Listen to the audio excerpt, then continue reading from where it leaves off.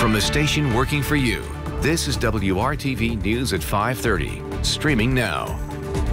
And now at 5:30, educating kids about dating violence. The experts say too many Indiana kids are victims. The big push to make sure kids are getting the message that it's not okay. Chris. Topping our lineup, the stock market is a tool that is continuing to increase the wealth gap in our country. How one group's trying to close that gap, especially for African-American women. And businesses in college towns are getting creative as they take a big hit. There's solutions to stay open that we might see in other places soon. And the new iPhone out today. It comes with 5G capabilities. So the question is it worth it? Is it worth getting that 5G hype going right now? We're going to check in with the experts.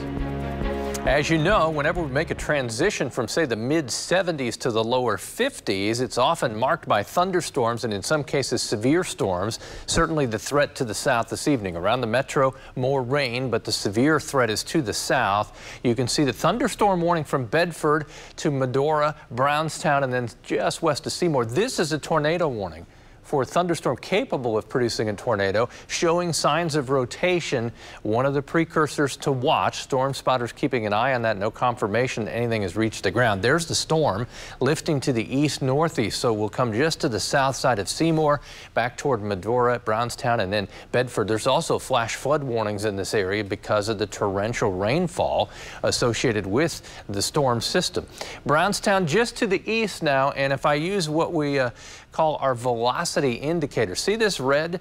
That's motion away from the radar. The green is towards. So this is saying we've got rotation right here. Doesn't always guarantee that a tornado is there, but it is a strong indicator that at any time the storm could produce a tornado. That's why the tornado warning is in effect the next 15 minutes as this moves to the east, should cross I-65 south of Seymour. If you're hearing the warning sirens, you should prepare and be in the lowest level of your home as the storm continues to move to the east through Jackson County.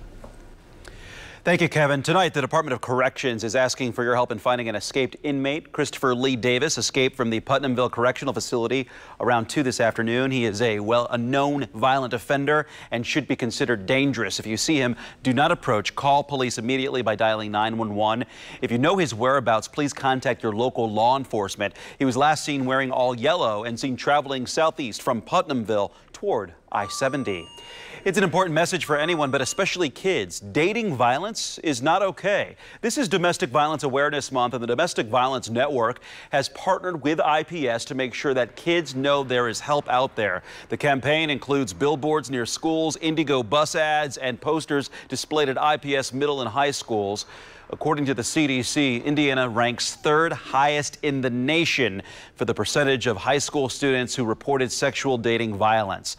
The campaign shares resources for kids, where to get help, and how to recognize and understand the signs of teen dating violence. This campaign will run through February.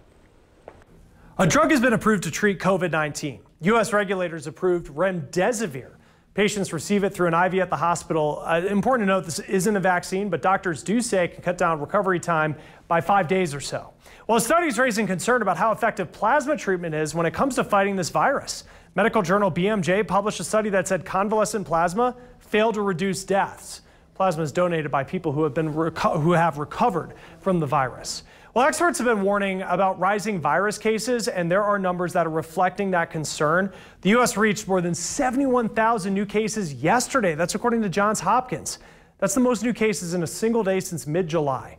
The previous national high was more than 77,000. Now, other agencies are reporting that we broke that record yesterday. Now, there were 856 coronavirus-related deaths reported on Thursday. Health officials attribute increases to pandemic fatigue and people just spending more time indoors because the weather is getting cooler in some places. Now, states do report numbers differently. That can bring into some questions about how we're tracking this virus. And one of the nation's top medical groups is calling for a new strategy on testing. We have a piecemeal approach where the federal response has been to allow each state to create its own testing strategy. And that would work if the virus respected state borders. The Association of American Medical Colleges wants a national strategy. Right now, the CDC puts out recommendations. It's up to states to manage. Now, the group's recommendations don't say that every state needs the same amount of tests, but they should be routinely screening and testing the same high-risk people and places for virus spread. Now, that includes first responders, schools, nursing homes, shelters, and prisons.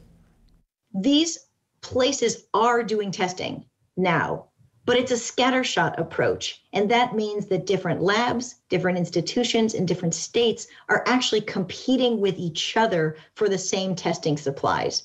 That shouldn't be happening this far into the pandemic. The group says a high positivity rate means either you're not testing enough or there's an outbreak. They say the U.S. tests about 1 million people a day. The number should be actually around 9 million, though, according to their recommendations. It's broken down into diagnostic testing for people who have symptoms and those who came in close contact, as well as routine screening tests for those high-risk groups and areas. All right, next in our lineup, the stock market. It's a tool, but it is continuing to increase the wealth gap in our country. There's one group that is trying to close that gap. We'll speak to them, especially for African-American women.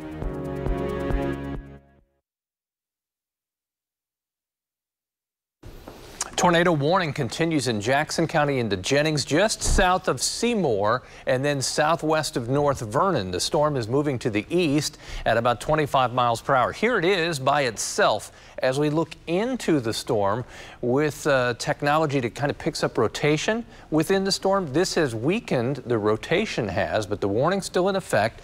Thunderstorm capable of producing a tornado. I'm continuing to follow that. Just heads up, Seymour, there'll be more storms that come in from the west, from Bedford to Brownstown, moving back in towards Seymour. Well, imagine moving into a rental home, then learning a week later you need to move out because you rented it from a scammer. That's what one young couple is dealing with right now. Consumer reporter John Matarese checks to see if there's any way they can stay and also has a warning for all renters. Rental homes are in short supply right now, and many renters grab the first one that they find. But one young couple learned you need to be very careful that it's not a scam. Dila and Gigi Nadai found the perfect rental home. We even bought our new rug. We got our Wi-Fi turned on. This cute little cottage. We found this apartment on Craigslist, this house. We came and we called the landlord. They told us to meet him over here to look at it. They met the landlord, signed this lease, and paid him a $500 money order deposit. But days after moving in, they got a visit from the real landlord. They were coming here to lock us out. We didn't even know what was going on. Turns out the lease and rental company were all fake. The real owner wanted them out and was turning off their water. The water they turned the water off. It's called the house rental scam, and I tell you, it's getting slicker and slicker. Scammers will find a legitimate house or apartment for rent. They'll repost the ad on Craigslist, then they'll give victims a phony lease to sign and take their deposit money. It just feels like we're just lost. There's nothing we can do. Look like they can do nothing, so. That's what it looks like. Dila and Gigi went to the police, but learned they're probably out of luck. It's a civil situation right now. I'm hoping that the landlord and the tenants that are currently living there will let them stay there. We contacted the owners, where a man told us they will now let the couple stay 30 days to fill out an application and submit a new deposit. But Dila doesn't know if they can afford it now. I don't know what we're going to do. You know, they got our money. Bottom line, be suspicious if the rent seems too cheap for the neighborhood or if the landlord doesn't have the keys to the property. That way, don't waste your money. I'm John Matarese, WRTV. The stock market has been doing relatively well while the economy continues to struggle in this pandemic, and that's been great for those who can invest, but it is widening the racial wealth gap, according to experts. Nearly 61% of white households owned stocks last year, according to data from the Federal Reserve there. Now, compare that to only 34% for black households. Hispanics and other minorities are also less likely to own them. We don't have the privilege of sitting down with our elders and talk about ways to invest. Our education, our conversations consist more of you have to go out and have an education. You have to make sure that you take care of your family. Bahia Shabazz is trying to change this. She started Brown Girls Do Invest. She's helping African-American women in particular get started. Our stories are different. And if you sit in front of someone who makes you feel comfortable and makes you feel as though you matter, you open up a little more and you are receptive to the education as well as the feedback, and you feel as though that you can completely accomplish something. She says there is a misconception that you need to earn a lot of money to invest anything. By us putting away whatever we can afford, just as though if we were putting away money in our savings account, we can afford to start investing. It takes $1 at a time. She says she's encouraged when she hears stories from African-American women finding the courage to ask for a raise, or when she sees multiple generations of a black family, including a child, learning to invest. Now, if you would like to start investing, browngirlsdoinvest.com is one place where you can start. Oh, we do have more to get to in our lineup. Businesses in college towns are having to get creative as they take a big hit. There's solutions to stay open that we might see in other places soon.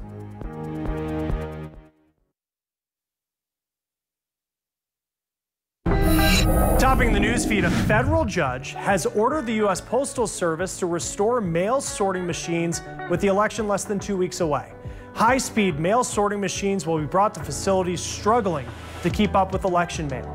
More than 50 million Americans have cast their ballots. This could mean this election will see the highest voter turnout in more than a century. That's according to the U.S. Elections Project. Now, here is a unique way to get to the polls. In Baltimore, funeral drivers could give you a lift. Now, they aren't driving hearses in this case, but they'll even be driving some limos to help thousands of people make sure they have a way to get to the polls. A unique and innovative approach to public health is getting some national attention. Stephanie Stone shows us how hip-hop public health is reaching underserved communities in a creative way. Sound familiar? Let's talk about salt, baby. You might recognize the song, but this time, instead of Let's Talk About Sex, this is Let's Talk About Salt, starring the Grammy-winning Cheryl Salt James from the musical group Salt and Peppa. The song is focused on preventing hypertension, which has a lot to do with, you guessed it, salt. It's hypertension prevention. The reality is most people consume way too much salt. Salt is ubiquitous in the American diet. And this would be the hip-hop doc. I started it because of the tremendous disparities and inequities that kind of flood communities of color. He says to affect systemic change, we need a multi-layered approach, which has a lot to do with communication. Information, adequate, effective information, doesn't penetrate a lot of our marginalized communities of color sufficiently enough. Hypertension prevention is just one of their missions. They've promoted inclusion, step to the left, fought childhood obesity with Special Olympics, and this past spring, wash your hands, everybody, and everybody, wash. They released 20 seconds or more to empower youth with accurate information about COVID-19. All of the resources are free, and their reach is crafted towards the platforms in which youth would engage: YouTube, websites, social media. I'm Stephanie Stone, reporting. I'll start with the fact there are no tornado warnings. That's been allowed to expire. We saw the circulation within the storm near Seymour weaken. I'll show you another strong storm, though, still in Jackson County. Rain around the metro area. That's what it is, though. Rain, no strong thunderstorms. To the south, the extension of the thunderstorm warning to cover the storm that's leaving Seymour, headed into Jennings County, and will move toward North Vernon and areas to the south. Other thunderstorms, in this in particular, sits just to the west of Seymour, where that was a smaller area. This is a much larger area of torrential rainfall, some gusty winds, and a storm that does show signs of rotation sitting right near Brownstown. Again, we'll move along 50, kind of that same approach. This is an area that's had torrential rainfall already. Notice the reds and the greens, again, showing us rotation. This looks to be broad rotation within that storm. Continue to keep an eye on it. These rotating thunderstorms are the most likely then to produce damaging wind, large hail, and isolated tornadoes. Give you the larger view. Rain is back behind that. So's the colder air. You're starting to feel that in Bedford, Olytic, and Mitchell. From Brownstown to Seymour, severe storm that moves towards North Jennings County. Also over Columbus, some thunderstorms with heavy rainfall. This will move back into the metro area with heavy rain and some rumbles of thunder. To the east we go, Connorsville to Richmond. This will make a departure into the Buckeye State. The main threats, damaging wind and hail again. Isolated thunderstorms possible with producing a tornado. This likely has an impact on Friday night football, especially south and southeast of Indianapolis. It will definitely have an impact on the way you dress this evening. Temperatures falling into the 40s.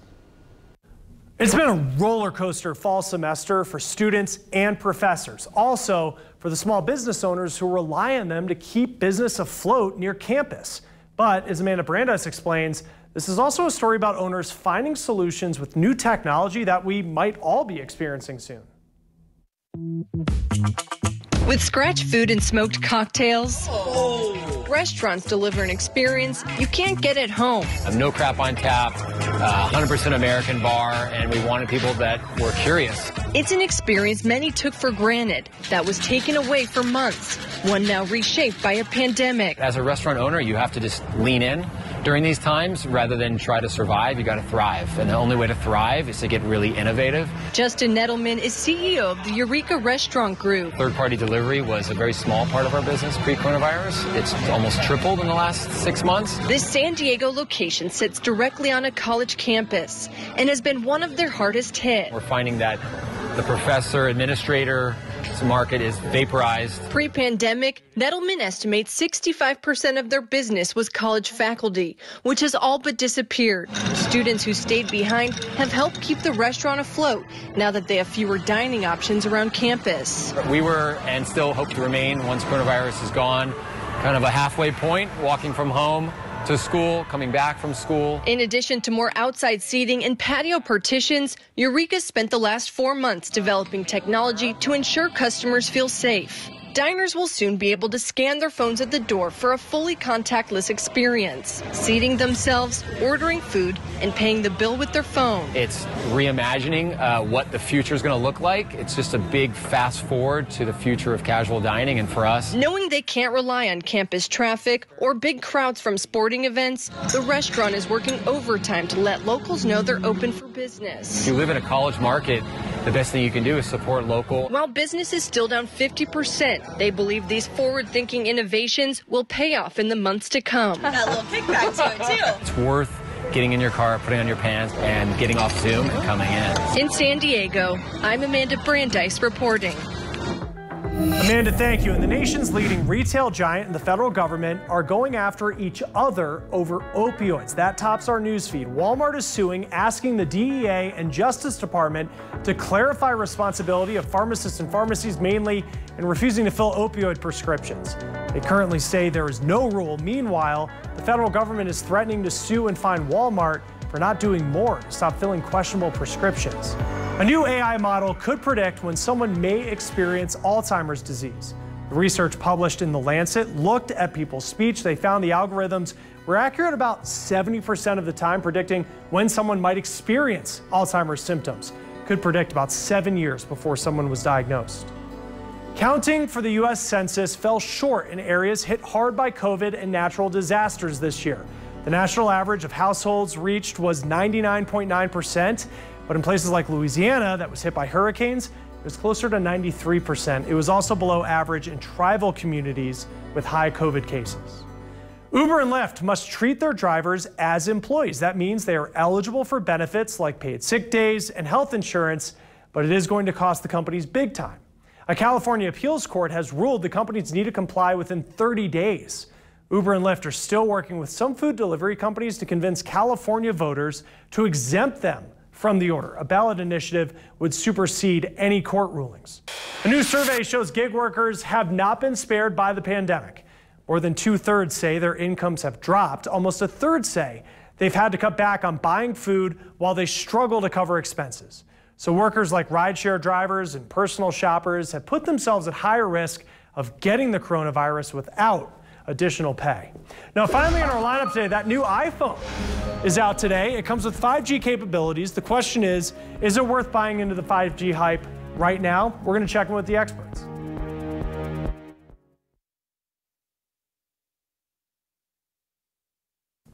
The iPhone 12 is out today, and for many, the main reason to get it is its 5G capability. It does come with a price tag of $800 to start. Now, AT&T is offering up to $800. That's off if you trade in your current device. T-Mobile's offering up to $850 if you buy a new line and trade in a qualifying phone. Verizon's offering up to $550 under those same conditions as T-Mobile. Now, these do sound like decent deals considering the starting price of this new iPhone, but should you do it just to get 5G?